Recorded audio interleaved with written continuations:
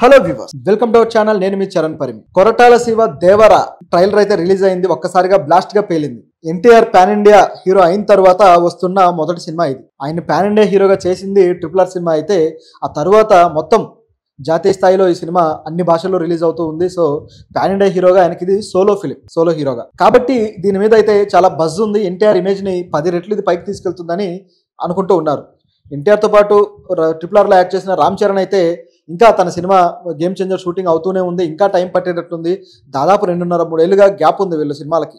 So ఈ పరిస్థితుల్లో ఇప్పుడు ఎన్టీఆర్ సినిమా త్వరగా రావడం అనేది కొద్దిగా ఆయన ఫ్యాన్స్కి అయితే మంచి పండగ లాంటిదే. అయితే ట్రైలర్ చూస్తే అన్ని కూడా యాక్షన్ సీక్వెన్స్ తోటి నింపేసి ఒక విధమైన యాక్షన్ ఫ్యాన్స్కి ధమాకా ఇవ్వాలని ట్రై చేసినట్టుగా కనిపించింది.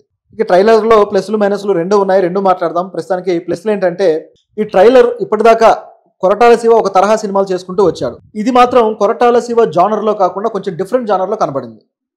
ఇంకా చెప్పాలంటే అసలు ఇది కొరటాల శివ డైరెక్షన్ లాగా కాకుండా వేరే ఎవరో మాస్ డైరెక్టర్ చేసినట్టుగా ఉంది. దట్టు ఆ కలర్ టోన్ కూడా ఈ మధ్య కాలంలో కొంచెం యాష్ టోన్, అలాగే బ్లాక్, ఈ టైప్ ఆఫ్ కలర్ని ఎక్కువగా ఈ ప్రశాంత్ నీల్ అలవాటు చేశాడు. ప్రశాంత్ నీల్ KGF సినిమా నుంచి కూడా ఒక type of colour tone sepia, దాంట్లో అయితే సెపియా టోన్ వాడుతూ వచ్చాడు. తర్వాత సలార్లో అయితే పూర్తిగా బ్లాక్ టోన్ వాడాడు. అది కొంతవరకు సక్సెస్ అయ్యాడు, కొంతవరకు అది వర్కౌట్ అవ్వలేదు. ఆ సినిమా విజువల్స్ విషయంలో కొద్దిగా ఆయన ఫ్యాన్సే డిసప్పాయింట్ అయిన సంఘటనలు ఉన్నాయి. వాటి మీద మీమ్స్ కూడా వచ్చాయి ఆ బ్లాక్ ఇది మీద. అలాగే అదే కలర్ టోన్ని ఫాలో అవుతూ ఈ సినిమా తెరకెక్కించారు. ఆ బ్లాక్ డ్రెస్సులు, బ్యాక్గ్రౌండ్లో కూడా డార్క్ టోన్ ఉండేలాగా చూసుకుంటూ మెయింటైన్ చేస్తూ వచ్చారు. నిజానికి హాలీవుడ్లో ఈ స్టైల్ ఆఫ్ కలరింగ్ అనేది బాగా పాపులర్. ఎక్కువగా యాక్షన్ సినిమాలు ఈ టైప్ ఆఫ్ ఒక గంభీరమైన టోన్లో వస్తూ ఉంటాయి. సో అదే పద్ధతి ఇప్పుడు ఈ దేవర సినిమాకు కూడా పాటించారు. ఐడియా బాగుంది. కాకపోతే అంతకు ముందే ప్రశాంత్ నీలి తరహా ఇది అవడంతో ఆ జోన్లో కనబడుతూ వచ్చింది. మొత్తానికి ఎన్టీఆర్కి అయితే ఒక పాన్ ఇండియా సినిమా అప్పీల్ అయితే తేగలిగింది. ఎందుకంటే Koratala Siva pan India style of appeal ఇవ్వగలడా లేదా అని డౌట్ వచ్చింది నిజానికి అందరికీ. ఎందుకంటే కొరటాల చేసిన సినిమాలన్నీ కూడా లోకల్ కాన్సెప్ట్లు ఉంటాయి. పల్లె జీవితాల్లోనే యాక్షన్ మూవీ పెడతాడు. అలాగే ఏదైతే పాదఘట్టం సినిమా, ఏది ఆచార్య కావచ్చు, ఇవి కూడా లోకల్ కాన్సెప్ట్లోనే ఉన్నాయి. మిర్చి అటువంటిదే, తర్వాత జనతా గ్యారేజ్ ఆ సినిమా కూడా అటువంటిది. అంత లోకల్ ఫ్లేవర్ ఉంటుంది. కానీ దీంట్లో మాత్రం యూనివర్సల్ కాన్సెప్ట్ ఉంటేనే జాతీయ స్థాయిలో అప్రోచ్ ఉంటుంది, లేకపోతే దెబ్బతినే అవకాశం ఉంది. కాబట్టి ఆ యూనివర్సల్ అప్రోచ్ కోసం ట్రై చేసి ఒక జానర్ అయితే ఎంచుకున్నాడు.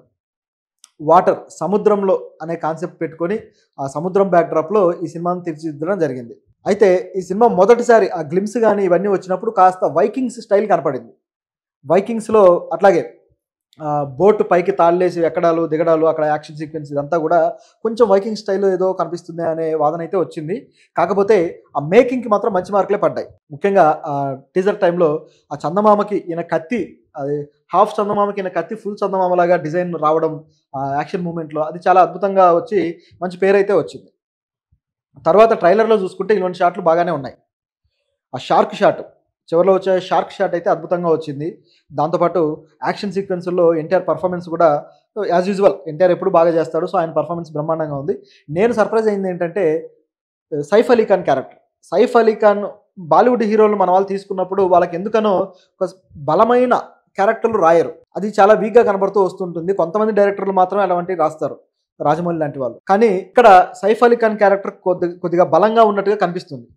అలాగే ఆయన గెటప్ కూడా వాళ్ళ గెటప్కు సూట్ అయ్యేలాగా, ఇదంతా కూడా పీరియాడికల్ సినిమాలాగా కనిపిస్తుంది, మనకు చూస్తే తెలిసిపోతుంది. సో పీరియాడికల్ అనేసి అయితే దానికి తగ్గ గెటప్లు కూడా కుదిరాయి. సైఫ్ అలీ ఖాన్ ఒరిజినల్ హెయిర్ ఉండటంతో చాలా బాగా డిజైన్ చేశారు దాన్ని. ఇందులో 2 క్యారెక్టర్లు అని చెప్పి ట్రైలర్లోనే చెప్పేశారు. నిజం చెప్పాలంటే ట్రైలర్లో సగం కథ చెప్పేశారు. రాజమౌళి స్టైల్లో సగం కథ ఈ ట్రైలర్లో చెప్పడం అనేది మంచి విషయం. రాజమౌళి ఎప్పుడు ఇదే టెక్నిక్ ఫాలో అవుతూ ఉంటారు. అయితే ఇందులో ఒక ముఖ్యమైన విషయం ఏంటంటే, పుష్ప లాగానే దీన్ని కూడా ఒక బ్యాక్డ్రాప్కి సెట్ చేసి ఒక ఇల్లీగల్ యాక్టివిటీస్కి సంబంధించిన కథలాగా డిజైన్ చేసినట్టు కనిపిస్తుంది. పుష్ప ఎలాగైతే ఒక ఫారెస్ట్ బ్యాక్డ్రాప్లో, ఎర్రచందనం బ్యాక్డ్రాప్లో నడిచిందో, అదేవిధంగా ఇక్కడ సముద్రం బ్యాక్డ్రాప్లో స్మగ్లింగ్ తీసుకొని ఈ కాన్సెప్ట్తో నడిపించినట్టు ఉంది.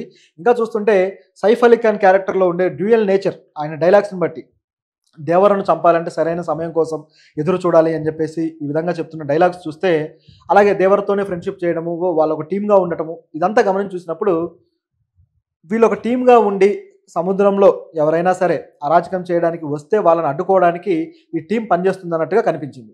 దీంతోపాటు ఈ టీంకి ఇంటర్నల్గా వేరే ఉద్దేశం కూడా ఉంది అన్నట్టుగా తెలుస్తుంది ఆ ట్రైలర్ చూస్తే. సో సో సైఫ్ అలీ ఖాన్ తన టీం తోటి సపరేట్గా పైరేట్స్ యాక్టివిటీస్ ఏమన్నా చేస్తాడా, పైరేట్ లాగా అటువంటి యాక్టివిటీస్ ఉన్నాయా అన్నట్టుగా ఇది అనుమానాస్పదంగా ఉంది. అయితే అతని కొడుకు దేవర సైఫ్ అలీ ఖాన్ తోటి వాళ్ళ టీం తోటి ఉన్నాడు. సో అతని టీం నడిపిస్తూ ఉన్నారు. అతని కొడుకు క్యారెక్టర్ పిరికివాడిగా పెట్టి ఆ తర్వాత అతను ధైర్యం తెచ్చుకొని ఫాదర్ కోసం అలా వెళ్ళడము, ఈ జర్నీలో అతనికి అడ్డంకులు, ఆ తర్వాత అక్కడికి రీచ్ అయిన తర్వాత ఫాదర్ ఉన్నాడా లేడా, ఆ తర్వాత ఏం జరిగింది, ఈ ప్లాట్ అనేది చాలా ఓల్డ్ ప్లాట్. చాలా సినిమాలు వచ్చాయి ఇటువంటి ఈ ప్లాట్లో. వన్ నేనొక్కనే తన తల్లిదండ్రుల మొహాలు కూడా సరిగా గుర్తుపట్టలేని అతను వాళ్ళ ఆచూకీ కోసం వెతుక్కుంటూ వెళ్తాడు. విలన్ ఆచూకీ కోసం వెతుకుతే చివరికి తల్లిదండ్రులు వాళ్ళ ఫేస్లు గుర్తుపట్టే పరిస్థితి వస్తుంది. అదేవిధంగా బాహుబలిలో ఏదైతే సెకండ్ ప్రభాస్ క్యారెక్టర్ ఉంటుందో మహేంద్ర బాహుబలి క్యారెక్టర్, సో అతను కూడా ఈ విధంగా అతనికి ఫ్లాష్ బ్యాక్ ఉందని తెలియడము ఫస్ట్ పార్ట్లో, ఆ తర్వాత అతని ఫాదర్ గొప్పదనం తెలియడము, తిరిగి అతని మహిమతి సామ్రాజ్యానికి సైన్యంతో పాటు ఈ రెండో బాహుబలి రీచ్ అవ్వడం, ఈ సేమ్ కాన్సెప్ట్. ఇంకా చెప్పాలంటే పైరేట్స్ ఆఫ్ ది కరేబియన్ ఛాయలు కూడా కనపడుతున్నాయి. అందులో 2-3 టీమ్స్ ఉండి, ఒక టీం వచ్చేసి పైరేట్స్ లాగా ఉంటారు, టీం వచ్చేసి వాళ్ళ ఆధిపత్యం కోసం కొట్టుకుంటూ ఉంటారు. అటువంటి ఛాయలు కనబడుతూ ఉన్నాయి. అందులో హీరోయిన్ క్యారెక్టర్ వాళ్ళ ఫాదర్ పైరేట్స్ లో ఉంటే వాళ్ళ కోసం వెతుక్కుంటూ వెళ్తూ ఉందన్నమాట. పైరేట్స్ ఆఫ్ ది కరేబియన్ మీరు చూసే ఉంటారు. జానీ డెప్ ఈ క్యారెక్టర్ మంచి క్యారెక్టర్ చేశాడు. సో అట్లా ఇది కూడా హీరో వాళ్ళ ఫాదర్ని వెతుక్కుంటూ వెళ్ళడం అనే కాన్సెప్ట్ ఆ ప్లాట్ అయితే కనిపిస్తూ ఉంది. ఇటువంటి లక్షణాలు అయితే దీంట్లో ఉన్నాయి. అయితే ఒక్కోసారి కథలు రాసినప్పుడు ఏమవుతుందంటే తెలియకుండానే కొన్ని కథలు అలా టచ్ అయిపోతూ ఉంటాయి. దానికి శక్తి సినిమా లాగా కూడా కొద్దిగా టచ్ అనేది కనపడుతుంది చెప్పాలంటే. సో ఇలాంటివన్నీ కూడా వస్తూ ఉంటాయి. కాకపోతే కథగా వీళ్ళు చెప్పిన పాయింట్ ఏంటి, కొత్త పాయింట్ చెప్తే దాంట్లో కొద్ది గొప్ప కొత్తదనం ఏర్పడుతుంది. సో అటువంటి పాయింట్ ఏం చెప్పారనేది సినిమా చూస్తే తప్ప తెలియదు.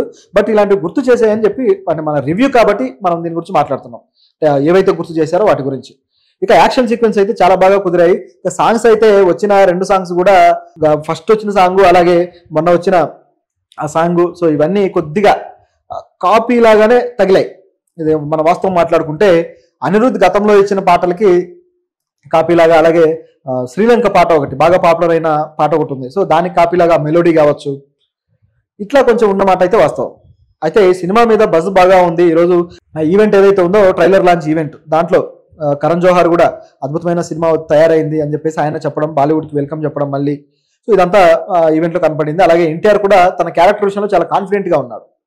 మంచి క్యారెక్టర్ డిజైన్ చేశాడు కొరటాల శివ, ఈ క్యారెక్టర్ ఖచ్చితంగా బ్లాస్ట్ చేస్తుంది అని చెప్పేసి సైఫ్ అలీ ఖాన్ అన్నాడు, అదేవిధంగా జూనియర్ ఎన్టీఆర్ కూడా అన్నారు. సో ఇందులో సైఫ్ అయితే తన క్యారెక్టర్ విషయంలో బాగా సంతృప్తిగా ఉన్నట్టుగా ఆయన ఇది కనపడుతుంది.